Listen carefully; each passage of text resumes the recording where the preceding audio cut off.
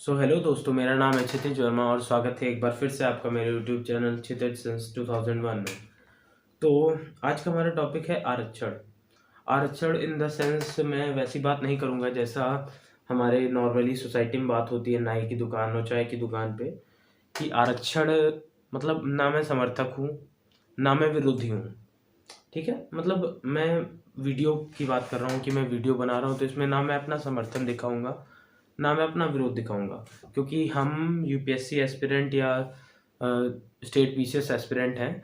तो इस हिसाब से हमको समर्थन विरोध से ज़्यादा ज़रूरी है सारे फैक्ट्स का पता होना, क्योंकि हमको नाई की दुकान या चाय की दुकान पे बात नहीं करनी है, ना वहाँ पे अपने आप को मतलब प्रूफ करना है कि हम सही हैं या गलत हैं। हम देखिए, किसी भी चीज़ के विश्लेषण का एक ही तरीका है सबसे अच्छे, कि आप सारे तथ्य शुरुआत से लेके आखिरी तक पढ़ डालिए। जिसको आपको समझाना है उसको आप उसके सामने रख दीजिए और उसकी सोच खुद डेवलप हो जाएगी। आप अपनी से सोच डेवलप करने के लिए भी यही कर सकते हैं। जैसे आरक्षण एक बहुत ज्वलंत मुद्दा है, तो आरक्षण जैसा कि मैंने बताया, ना मैं विरोध कर रहा हूँ ना समर्थन। तो अगर आप मतलब कई लोगों की, जैसे मान लें आपने किसी समर्थक की स्पीच सुनी, तो आपका भी मन करेगा कि समर्थन करें, हाँ बात तो सही कह रहा है। विरोधी की स्पीच सुनेंगे तो उसकी भी बातें आपको सही लगेंगी, लेकिन जब आपको अपनी खुद की राय बनानी होगी तो सब मेरे हिसाब से सबसे अच्छा तरीका है शुरुआत से लेकर आखिरी तक पूरे तथ्य आप तैयार कर लीजिए। क्योंकि जब आप कभी भी इंटरव्यू में या मेंस का आंसर राइटिंग लिखते हुए जब भी आपसे आरक्षण के ऊपर क्वेश्चन या ऐसे ही किसी ज्वलंत मुद्दे के ऊपर क्वेश्चन पूछा जाएगा, तो आपके सिर्फ तथ्य काम आएंगे, क्योंकि बिना तथ्यों के बात करना आई थिंक ना कोई अच्छे नागरिक के लिए मतलब अच्छा माना जाता है और ना ही किसी सिविल स्टूडेंट के लिए। तो ये चीज़ आप ध्यान रखिएगा। आरक्षण से मेरा सिर्फ जहाँ इतना मतलब है कि शुरुआत से लेके जहाँ से आरक्षण की शुरुआत हुई वहाँ से लेके अंत तक, मतलब आज तक क्या क्या हुआ आरक्षण में, सिर्फ उसके बारे में बता रहा हूँ। तो ये लगभग 3 4 5 पन्ने मैंने तैयार किए हैं सिर्फ आरक्षण के ऊपर। तो सबसे पहले आज हम यही देख लेते हैं कि आज हम लोगों को पढ़ना आखिर क्या क्या है। तो मेन हेडिंग्स में सारी बोल दे रहा हूँ और ये एक डिस्क्रिप्टिव वीडियो होगा। आई थिंक शायद 1 घंटे तक भी चला जाए वीडियो ये, और हम पूरे तथ्यों पे बात करेंगे।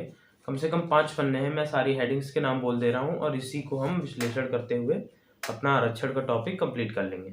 तो नंबर 1 है संविधान में आरक्षण कितने प्रकार के हैं, इसके बारे में पढ़ेंगे। सेकंड हमारी हेडिंग है आरक्षण का जन्म, आखिर आरक्षण का जन्म हुआ कहाँ से भारत में। थर्ड नंबर की चीज है आजादी के बाद आरक्षण। चौथे नंबर पे कालेलकर आयोग, प्रथम पिछड़ा वर्ग आयोग। 5वें नंबर पे मंडल आयोग, द्वितीय पिछड़ा वर्ग आयोग। फिर हमारी बात आएगी 6ठे नंबर पे इंदिरा साहनी केस 1992 मंडल केस। 7वें नंबर पे आपका आ जाएगा क्रीमी लेयर के बारे में कि आखिर क्रीमी लेयर क्या है, रामनंदन समिति क्या है। फिर 8वें नंबर पे आपका आ जाएगा पदोन्नति में आरक्षण। नौकरी में तो हो गया, पदोन्नति में भी आरक्षण की बात करी जाएगी इसमें। और उसके बाद हमारा 9वां पॉइंट है परिणामी ज्येष्ठता का नियम आखिर क्या है। अगर आप ये समझ जाएंगे तो पदोन्नति में आरक्षण भी आपको समझ में आ जाएगा। और 10th नंबर पे हमारा एम नागराज केस और 11th नंबर पे हमारा है जर्नैल सिंह केस। बस इतने से टॉपिक हैं और हम आरक्षण को पूरा कंप्लीट कर लेंगे सारे तथ्यों के साथ, और आई थिंक हमारे लिए सफिशिएंट है, चाहे हम मेंस राइटिंग के लिए जाएं या हमारे इंटरव्यू के लिए। तो बात करते हैं हम अपनी पहली हेडिंग संविधान में आरक्षण आखिर कितने प्रकार के हैं। ठीक, तो इसमें सबसे पहले नंबर पे हमारा आ जाएगा राजनीतिक आरक्षण। देन दूसरे नंबर पे हमारा आ जाएगा शैक्षणिक आरक्षण। थर्ड नंबर पे सरकारी सेवाओं में आरक्षण। अब राजनीतिक आरक्षण में आप सिर्फ 2 आर्टिकल याद रखेंगे, वैसे है एक 334 भी, लेकिन उसकी आपको जरूरत नहीं है क्योंकि हम सिर्फ आरक्षण के प्रकार बता रहे हैं। तो आरक्षण राजनीतिक आरक्षण में आपके 2 आर्टिकल हैं, आर्टिकल नंबर 330 एंड 332।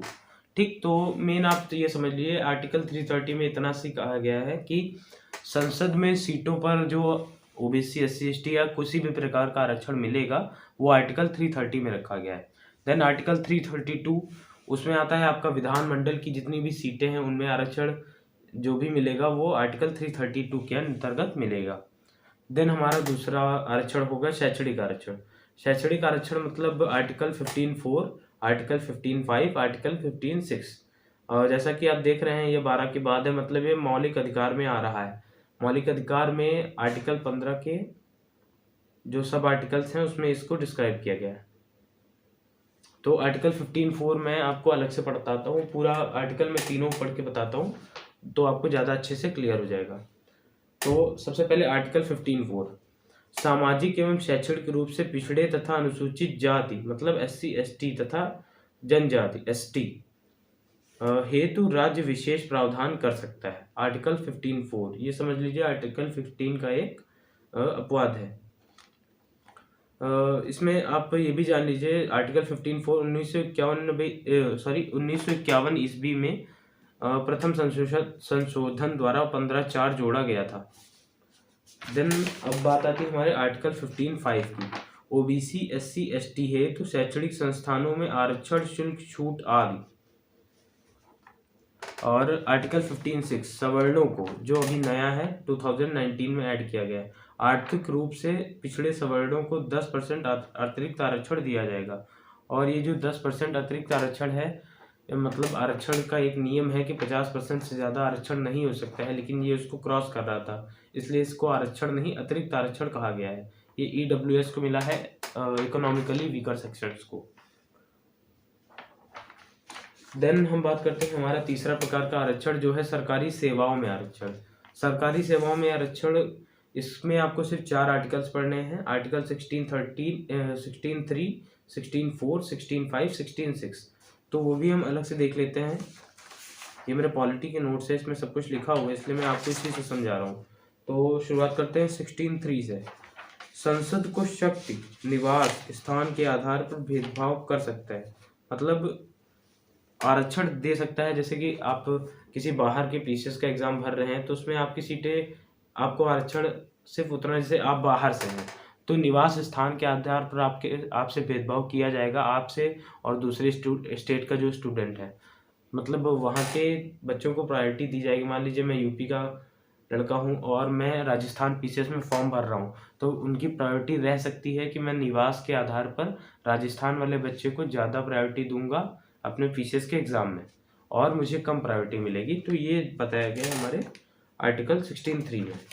देन बात आती है आर्टिकल 16(4), राज्य के अधीन सेवाओं में पिछड़े लोगों के लिए राज्य आरक्षण में राज्य निर्णय करेगा। मतलब राज्य के अधीन, जैसा कि मैंने अभी बताया वही है, उसी चीज़ को समझ लिए बताया गया है। राज्य के अधीन सेवाओं में, मतलब जैसे RPSC है तो उसमें पिछड़े लोगों के लिए आरक्षण में राज्य निर्णय करेगा कि कौन पिछड़े हैं, वो सूची बनाएगा किसको आरक्षण मिलना चाहिए किसको नहीं मिलना चाहिए। देन हमारी बात आएगी, इसके बाद हम पढ़ेंगे आर्टिकल 16(5). आर्टिकल 16(5) हमारा है धार्मिक संस्थानों में उसी धर्म के व्यक्ति के नियोजन का प्रावधान।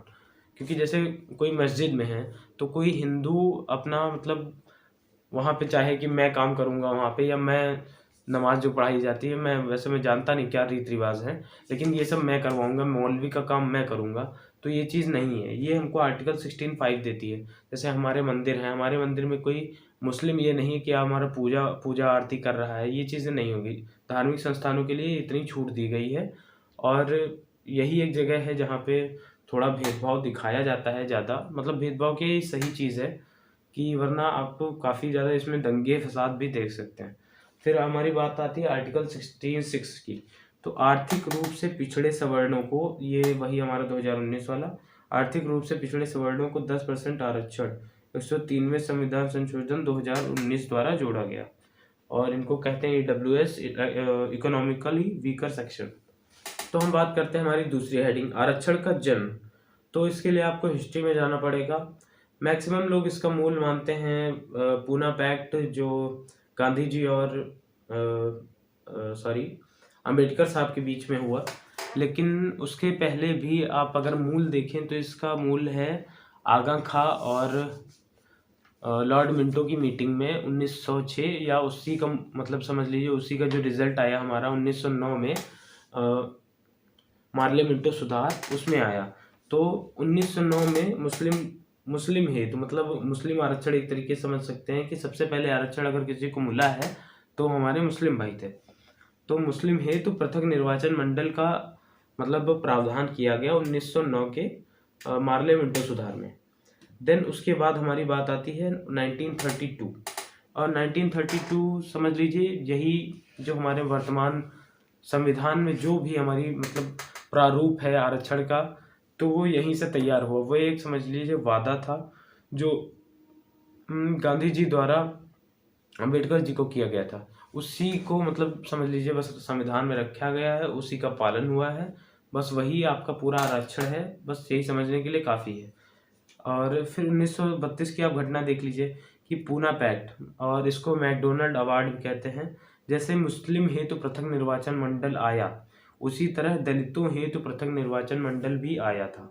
ठीक है। और उस समय गांधी जी यरवदा जेल में थे, और अंबेडकर जी सबसे बड़े समर्थक थे, क्योंकि वो दलितों के उत्थान के लिए ही कार्य कर रहे थे, और दलितों ने इसको तो अपने लिए मैग्ना कार्टा ही मान लिया था।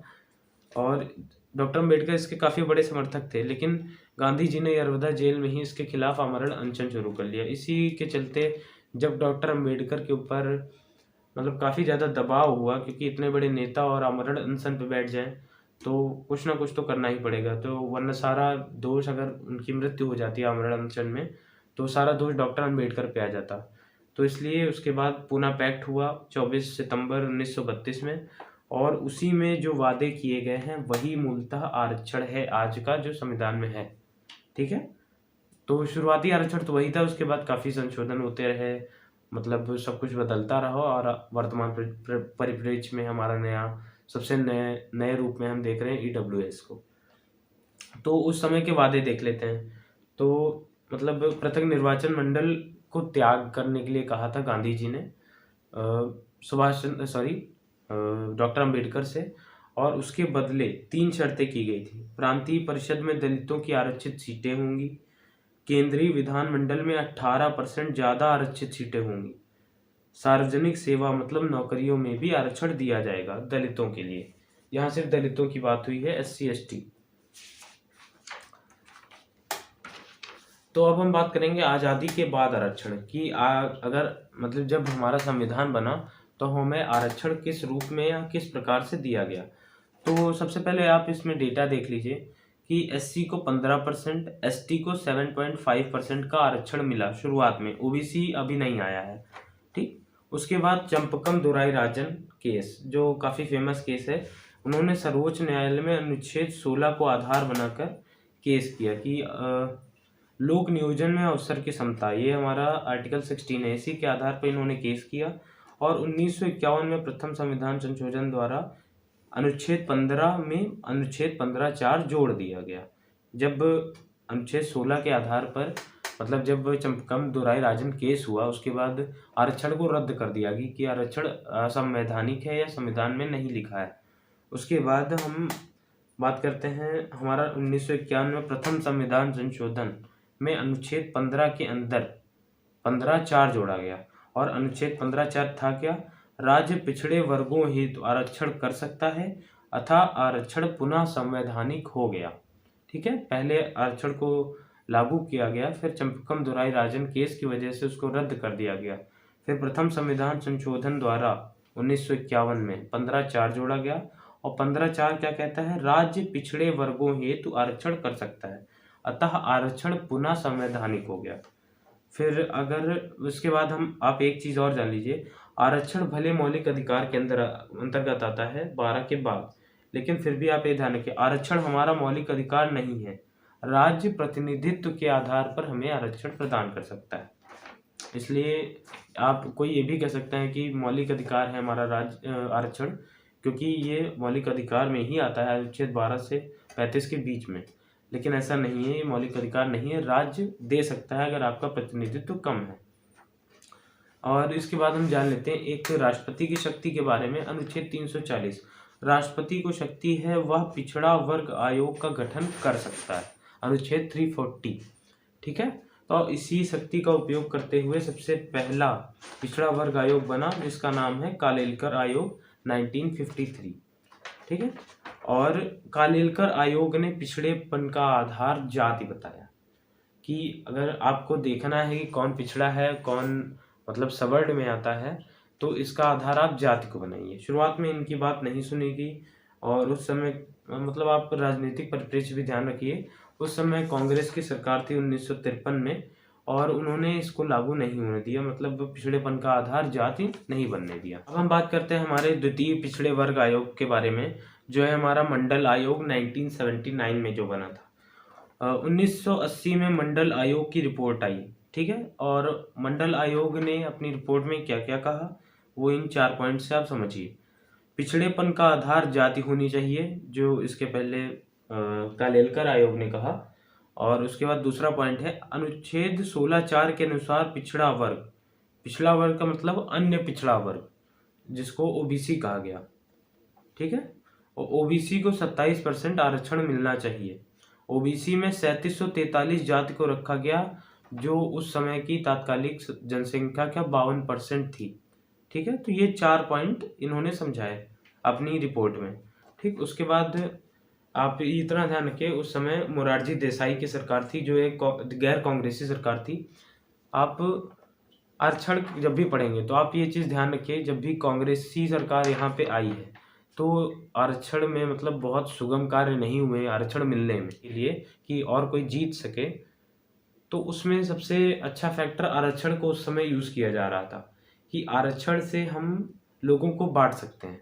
अगर आरक्षण हम देते हैं तो कांग्रेसी सरकार से कुछ अलग फैसला कर रहे हैं हम, अगर समाज बटेगा तभी हम जीतेंगे इसके आगे, वरना कांग्रेस के आगे जीतना उस समय नामुमकिन सा प्रतीत होता था।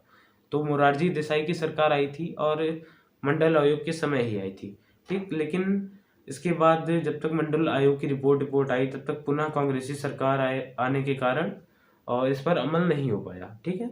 1989 में पुनः गैर कांग्रेसी सरकार आई और इस समय पीएम थे वीपी सिंह, ठीक है, और इन्होंने 1990 में मंडल आयोग को लागू किया, अतः ओबीसी को 27% आरक्षण मिला, ठीक। तो ओबीसी को जो 27% आरक्षण मिला हुआ है वो 1979 के मंडल आयोग की रिपोर्ट के आधार पर मिला है और वीपी सिंह की मतलब रिपोर्ट मतलब जो वीपी सिंह की सरकार के समय में मिला है, जो एक गैर कांग्रेसी सरकार थी, ठीक। और इसके बाद आप ध्यान रखिएगा, क्योंकि ऐतिहासिक क्रम भी ध्यान रखेंगे तो आपको समझ में आता जाएगा कैसे सरकारें पलट रही हैं।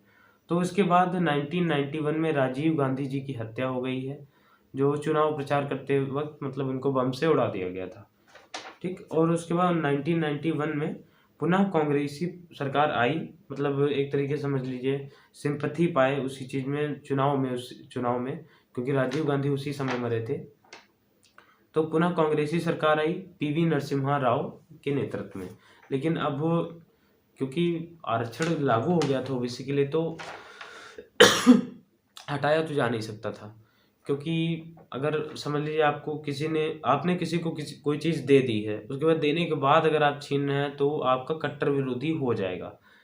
मतलब समझ लीजिए यहाँ पर एक राजनीतिक दृष्टिकोण भी आपको बनाना पड़ेगा कि जब आपकी वीपी सिंह की सरकार थी, उन्होंने ओबीसी को 27% आरक्षण दिया और जो 52% से ज़्यादा जनसंख्या थी उस समय, तो समझ लीजिए 52% जनसंख्या का समझ लीजिए अगर राजीव गांधी उस समय उनकी हत्या ना हो जाती तो आई थिंक इतना आरक्षण जो 52% जनसंख्या को प्राप्त है तो वो उनका समर्थन करती सीधे सीधे, और कांग्रेस का विरोध भले न करती लेकिन फिर भी गैर कांग्रेसी सरकार को सपोर्ट जरूर मिल जाता। इसलिए कांग्रेस ने इसको समझ लीजिए एक तरीके से बैलेंस करने के लिए वापस नहीं लिया, क्योंकि अगर वापस लेते तो वो तो पक्के विरोधी हो जाते कांग्रेस के। इसलिए वापस ना लेकर इन्होंने एक काम किया, ओबीसी को भी 2 भागों में बांट दिया पीवी नरसिम्हा राव की सरकार ने। एक है कम पिछड़ा, मतलब कम पिछड़ा कम आरक्षण, अधिक पिछड़ा अधिक आरक्षण, ठीक। और उसके बाद इन्होंने एक चीज़ और कही, देखिए वर्तमान में जो बीजेपी काम कर रही है वो पूर्व में आई थिंक बहुत ज़्यादा चीज़ें इन्होंने कांग्रेस से सीखी हैं। ये बताने में कोई शर्म नहीं होनी चाहिए बीजेपी को, क्योंकि कांग्रेस के कई सारे जो प्लान्स थे वो भले वो उस समय उनका विरोध कर रहे थे, लेकिन आगे चल के उन्होंने खुद उस पर काम किया और वो हो सकता है काफ़ी अच्छे भी हों। मेरी नज़र में भी तो काफ़ी चीज़ें अच्छी भी थी जो उन्होंने कांग्रेसी सरकार से सीखी है। इसमें आता है आपका ईबीसी, जो आज ईडब्ल्यूएस है, वो उस समय ईबीसी था, वो कांग्रेसी सरकार में था। इन्होंने कहा ईबीसी मतलब इकोनॉमिक बैकवर्ड क्लास को हम आर्थिक पिछड़ों मतलब आर्थिक पिछड़ों को हम 10% एक्स्ट्रा आरक्षण देंगे। वही चीज़ आज 2019 में संशोधन में किया गया है कि हम इकोनॉमिकल वीकर सेक्शंस को देंगे, ईडब्ल्यूएस को 10% आरक्षण देंगे, वही चीज़ है। ठीक, तो यहाँ तक आपने समझ लिया। ठीक, इसके बाद हम बात करते हैं 1991 में आरक्षण की व्यवस्था क्या थी। मतलब काफ़ी सब मिक्स हो गया है शुरुआत से लेकर आखिरी तक, तो आप समझ लीजिए। एससी को मिला था 15% आरक्षण, एसटी को 7.5%, ओबीसी को 27% और ईबीसी भी जुड़ गया था 10%। तो इस प्रकार से टोटल 59.5% आरक्षण 1991 में हो चुका था। ठीक, और इसके बाद हम आएंगे अपना इंदिरा साहनी केस पे। अब हम बात करेंगे इंदिरा साहनी केस 1992, इसको मंडल केस भी कहते हैं। ठीक, तो इसमें क्या क्या मतलब इसके पॉइंट्स थे, इसकी रिपोर्ट में क्या क्या आया था, इसके बारे में हम जानते हैं। ठीक, तो 1991 की आरक्षण व्यवस्था को चुनौती दी गई। 1991 की आरक्षण व्यवस्था मैंने आपको बताई, एससी 15%, एसटी 7.5%, ओबीसी 27%, ईबीसी 10%, और टोटल इस हिसाब से बनना था 59.5%। तो इसको चुनौती दी गई। 9 जजों की समिति ने 6:3 में इसका फैसला किया। 16 नवंबर 1992 को फैसला आया। ठीक, और इसमें कहा गया आरक्षण का आधार सामाजिक, मतलब आप जाति को आरक्षण का आधार बना सकते हैं। एक जाति को एक वर्ग माना जा सकता है कि पिछड़ा वर्ग आखिर क्या है, तो पिछड़ा वर्ग मतलब जाति समझ सकते हैं आप कि एक जाति को एक वर्ग माना जा सकता है। ठीक, ओबीसी को 27% आरक्षण मान्य किया गया, पर साधन संपन्न मतलब साधन संपन्न का मतलब क्रीमी लेयर, मतलब आर्थिक आधार, मतलब इसका आधार जो था वो आर्थिक था कि अगर आर्थिक आधार पे आप मतलब आपको नहीं जरूरत है, अगर आप आर्थिक आधार आपका सही है,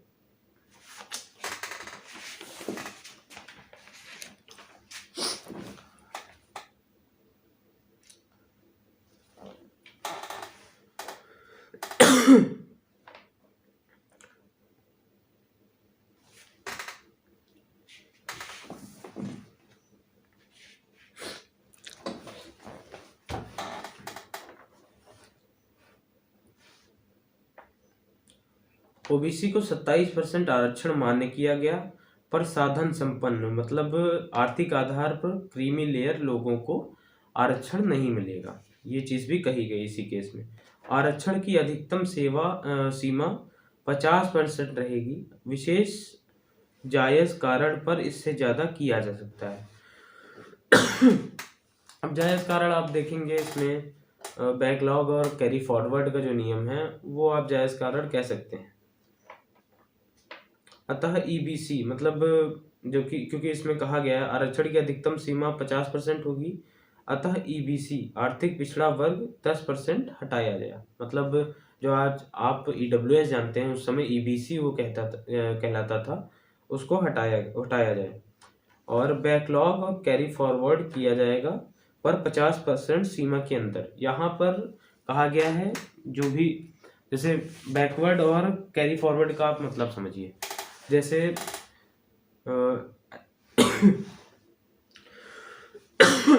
एससी को 15% आरक्षण था, लेकिन जैसे हमारा पीसीएस का एग्जाम है उसमें प्री ही अगर 15% लोग एससी के नहीं क्वालिफाई किए तो उनका सिलेक्शन कैसे होगा, अगर प्री ही नहीं क्वालिफाई किए। ठीक, तो मान लीजिए जैसे पुलिस दौड़ ले लीजिए आप, अगर कोई रनिंग नहीं निकाल पा रहा है, 15% लोग एससी के रनिंग नहीं निकाल पा रहे हैं, तो मान लीजिए 10% लोग निकाल पाए, तो जो 5% लोग बच गए उनका क्या होगा, तो उनका आरक्षण अगले साल मतलब अगले साल 15 की जगह 20% आरक्षण उनको मिलेगा। जितनी सीटें खाली रह गई थी पिछले साल वो सब अगले बार जब मान लीजिए कोई भर्ती हुई उसमें खाली रह गया तो अगली बार जब भर्ती होगी तो उसमें भर लिया जाएगा। ये है आपका कैरी फॉरवर्ड मतलब आगे ले जाना। लेकिन इसमें कहा गया ये 50% की सीमा के अंदर ही होगा, 50% की सीमा के अंदर ही आरक्षण मिलेगा कैरी फॉरवर्ड के बावजूद।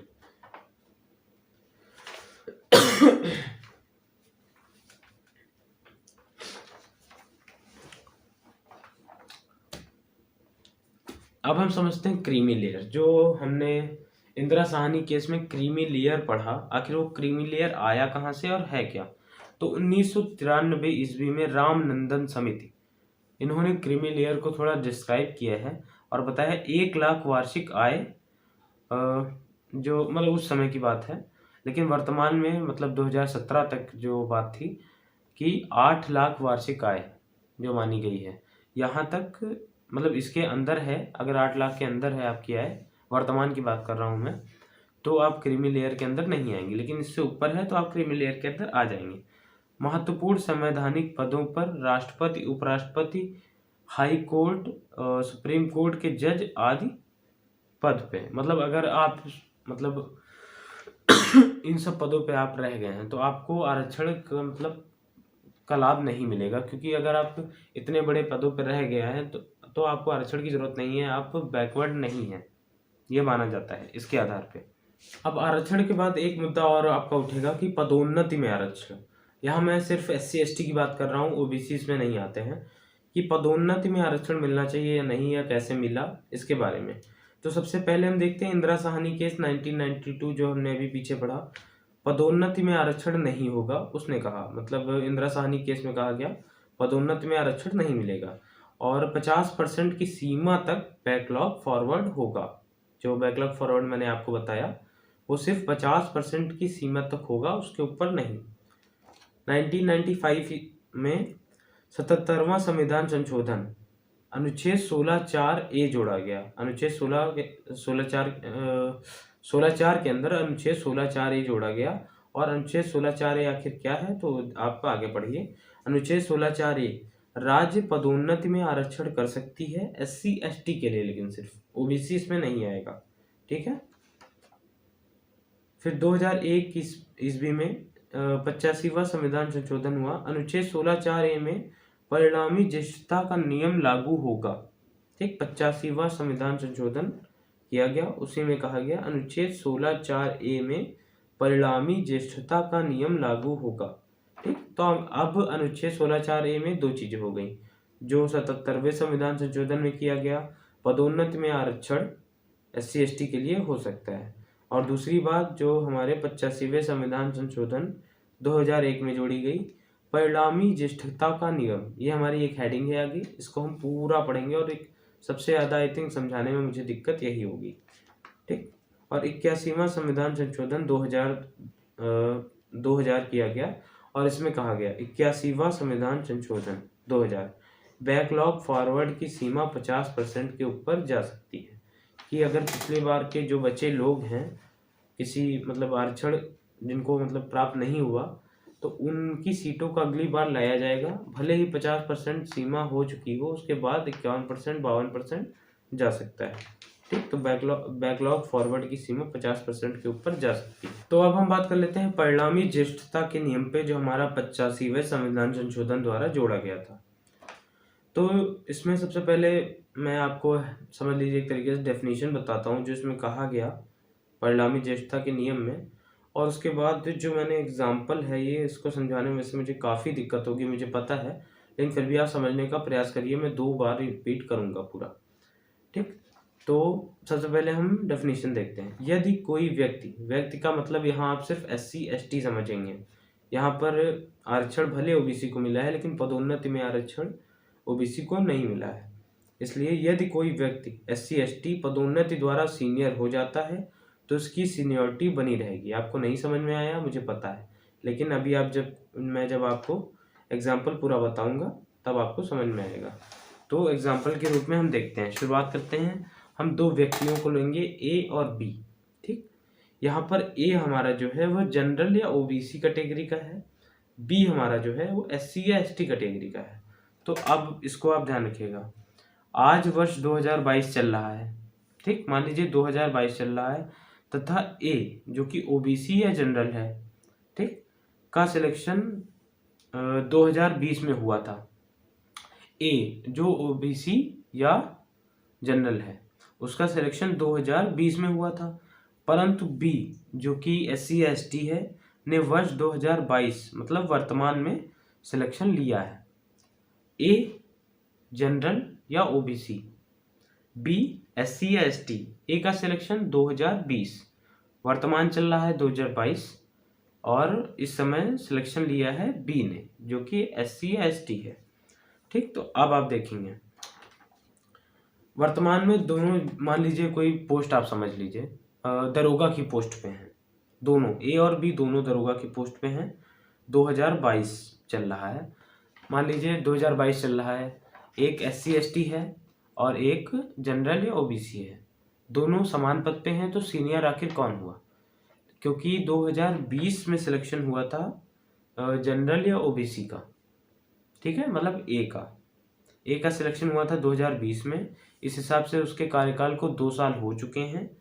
बी का सिलेक्शन जो कि SC या ST है, ठीक, मैं बार बार SC ST या जनरल OBC नहीं बोलूँगा, इसलिए ध्यान रखिएगा। ए का सिलेक्शन 2020 में हुआ था, उसके कार्यकाल को 2 साल हो गए हैं। बी का सिलेक्शन 2022 मतलब वर्तमान में हुआ है, ठीक, 2022 का मतलब हम वर्तमान मान रहे हैं कि 2022 में बी का सिलेक्शन हुआ है, ठीक। तो उसका 2 साल कार्यकाल है, ये जस्ट बने हैं, इसलिए सीनियर अभी ए होगा, ठीक है। और पदोन्नति में आरक्षण का मतलब पहले आप समझ लीजिए, इतने पे आप इस कहानी को रोक दीजिए। पदोन्नति में आरक्षण में मैं मान रहा हूँ, मैं अपने एग्जाम्पल के थ्रू बता रहा हूँ ना, तो उसके लिए मैं मान रहा हूँ कि जैसे OBC या जनरल का पदोन्नति होगी 10 वर्ष पे, और यहाँ पर जो हमारा बी कैंडिडेट है जो कि SC या ST है, उसका प्रमोशन होगा हमारा 5 साल में, ठीक। तो यहाँ से हम कहानी शुरू करते हैं। ए, ठीक है, जो अभी 2020 में जिसने सिलेक्शन लिया था, बी जिसने 2022 में सिलेक्शन लिया था, तो इस समय सीनियर हुआ ए क्योंकि उसका कार्यकाल 2 वर्ष से ज़्यादा था बी से, ठीक है। यहाँ पे सीनियर होगा ए, लेकिन अभी इसी को आपको पलटना पड़ेगा। अब देखते हैं, हम कंडीशन देखते हैं 5 वर्ष बाद, क्योंकि 5 वर्ष बाद बी का प्रमोशन हो जाएगा, क्योंकि उसका प्रमोशन 5 साल पे होगा, क्योंकि वो SC ST है, ठीक। तो अब 22 चल रहा है वर्तमान, हम समझ रहे हैं 22 को वर्तमान मान रहे हैं, तो 2027 में मतलब 5 वर्ष बाद, ठीक, बी का प्रमोशन हो गया, वो दरोगा से मान लीजिए SP बन गया, बी SP बन गया। तो अब SP बड़ा पद है, इसलिए 2022 में SP बनने के बाद बी का पद बड़ा हो गया, वो सीनियर हो गया, ठीक। और ए अभी भी दरोगा है, क्योंकि उसका प्रमोशन 10 साल पे होगा, और फिलहाल 2 उधर के जोड़ लीजिए, 5 ये जोड़ लीजिए, 7 साल हुए हैं, इसलिए अब आप 3 वर्ष और इंतजार करिए, ठीक। अब पुनः 3 वर्ष बाद, ठीक, 2027 में हम आ चुके थे, 3 वर्ष और बाद मतलब 2030 में, ठीक, 2030 में ए का भी प्रमोशन हुआ, ठीक, वो भी SP बन गया, दरोगा से SP बन गया, ए SP हो गया 2030 में, और बी भी SP हो गया है, ठीक, दोनों समान पद पे हैं।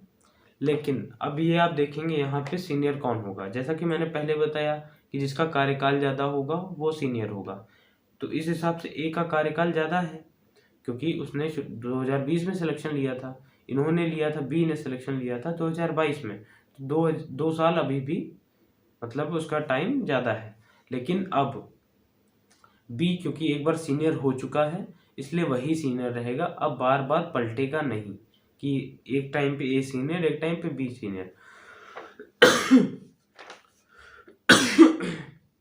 एक बार बी अगर जैसे यहाँ पर सीनियर हो गया, तब दोबारा उसको जूनियर मतलब नहीं करार दिया जाएगा ए की तुलना में, ठीक। तो यही हमारी परिणामी ज्येष्ठता का नियम है।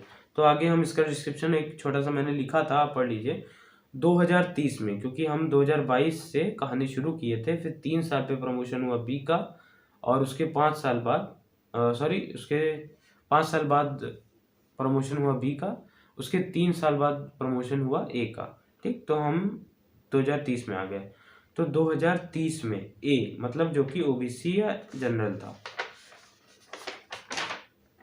बी जो कि SC या ST था, दोनों समान पद, ठीक, समान पद मतलब SP हो गए थे दोनों 2030 में, परंतु ए का सिलेक्शन 2020 में होने के कारण उसका कार्यकाल 10 वर्ष हुआ, वैसे 2022 में बी के सिलेक्शन के कारण उसका कार्यकाल 8 वर्ष हुआ और कार्यकाल के आधार पर देखा जाए तो फिर से ए को सीनियर हो जाना चाहिए था, लेकिन परिणामी ज्येष्ठता के आधार पर, जो परिणामी ज्येष्ठता 85वें संविधान संशोधन में जोड़ी गई है, इसके आधार पर अब बी परमानेंट सीनियर रहेगा ए से, भले वो समान पद पे हो या बी ऊंचे पद पे हो।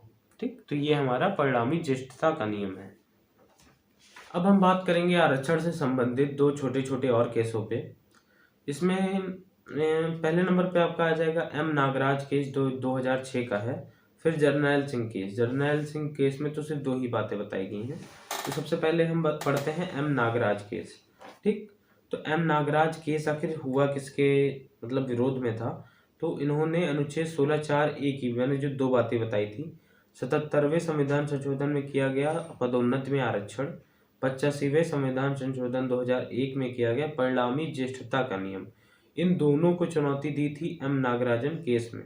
ठीक, लेकिन सर्वोच्च न्यायालय का निर्णय आया, उन्होंने कहा अनुच्छेद 16(4)(a) को सही ठहराया तथा दोनों बातें लागू रहेंगी, मतलब पदोन्नति में आरक्षण, परिणामी ज्येष्ठता का नियम, दोनों चीजें लागू रहेंगी, परंतु तीन बातें ध्यान में रखेंगी।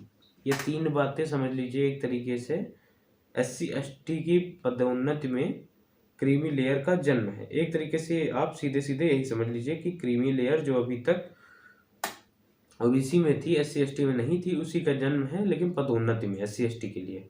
ठीक, तो ये तीन बातें कौन सी थी? पिछड़ेपन का आंकड़ा, कि पिछड़ेपन का आंकड़ा राज्य देगी कि आखिर मतलब अगर पदोन्नति की जा रही है तो वाकई में पिछड़ापन है या आप कितने पिछड़े हैं, इसका आंकड़ा देना पड़ेगा। फिर दूसरे नंबर पे बात आती है प्रतिनिधित्व संबंधी आंकड़ा, जिस पद पर पदोन्नति होगी। ठीक है, मतलब मान लीजिए आप किसी छोटे पद पे हैं, वहां आपका प्रतिनिधित्व कम था, लेकिन आपका प्रमोशन हो रहा है बड़े पद पे, वहां आपका अगर पर्याप्त प्रतिनिधित्व है तो आपको मतलब पदोन्नति नहीं मिलेगी। ठीक, प्रशासनिक दक्षता संबंधी आंकड़ा, मान लीजिए आप छोटे लेवल पे आपकी नौकरी थी, लेकिन पदोन्नति से आप बड़े लेवल पे जा रहे हैं, तो उसके लिए जब बड़े लेवल के लिए, बड़ी पोस्ट के लिए आपके अंदर उतनी दक्षता होनी चाहिए जो मांगी गई है, तभी आपकी पदोन्नति होगी बड़े स्तर पर। ठीक, तो वो जैसा कि मैंने कहा वही चीज़ मैंने नोट में भी लिखी थी, SC/ST की पदोन्नति में क्रीमी लेयर का जन्म माना जाता है इसको। ठीक, फिर इसके बाद हुआ एक छोटा सा, बहुत छोटा सा केस जर्नैल सिंह। इसमें सिर्फ दो ही बातें कही गई, पदोन्नति में आरक्षण में पिछड़ापन संबंधी आंकड़ा देना जरूरी नहीं होगा। ठीक, जो यहाँ पे कहा गया एम नागराज केस में। ठीक, तो जर्नैल सिंह केस में इसी के विरोध में कहा गया है पदोन्नति में आरक्षण में पिछड़ापन संबंधी आंकड़ा देना जरूरी नहीं होगा। दूसरी बात कही गई है SC/ST की पदोन्नति में क्रीमी लेयर, ठीक, भर्ती में नहीं, क्योंकि पदोन्नति में क्रीमी लेयर, जैसा कि ऊपर ये समझ लीजिए क्रीमी लेयर के ही साक्ष्य हैं कि क्रीमी लेयर का ही जन्म हुआ है, तो ये पदोन्नति में ही रहेगी, भर्ती में किसी इस तरह के किसी प्रावधान को लागू नहीं किया जाएगा, ये कहा गया जर्नैल सिंह केस में। तो मुख्यतः हमारे लिए इतनी चीज़ें जरूरी थी जो हमने लगभग सब कुछ कंप्लीट कर लिए हैं आरक्षण के विषय में। तो काफ़ी ज्वलंत मुद्दा है।